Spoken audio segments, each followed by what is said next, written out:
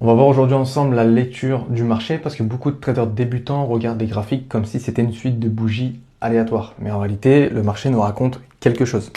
Dans un premier temps, ce qu'on voit souvent, c'est qu'on a une impulsion sur le marché pour ensuite avoir ce qu'on appelle une phase de correction. On vient récupérer le mouvement du marché.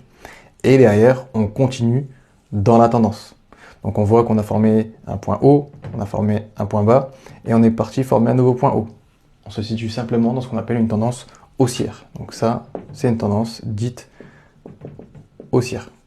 On a exactement la même configuration, mais dans l'autre sens, c'est-à-dire qu'on peut avoir une tendance, une impulsion qui est dite baissière, avec une phase de correction, où on vient récupérer le mouvement pour ensuite aller dans le sens de la tendance. Et ça, c'est le même principe. On forme ici un point haut qui est ensuite plus bas, et on forme un point bas ici qui sera plus bas plus tard aussi également. Donc ça, c'est ce qu'on appelle une tendance qui est dite baissière, tout simplement. Quelque chose qui n'est pas complexe à comprendre.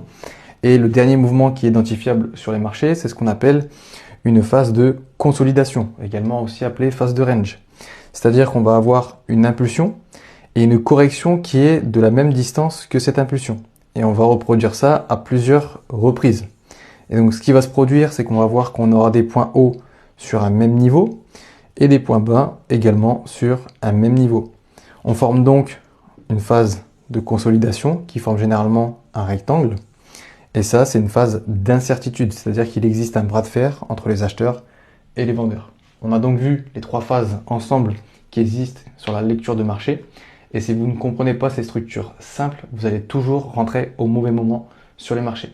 Le trading, ça commence toujours par la lecture du marché, par le price action, comprendre le mouvement et non pas la recherche d'un indicateur miracle. Sur ce, je te laisse commenter checklist si tu veux la checklist du trader émérite.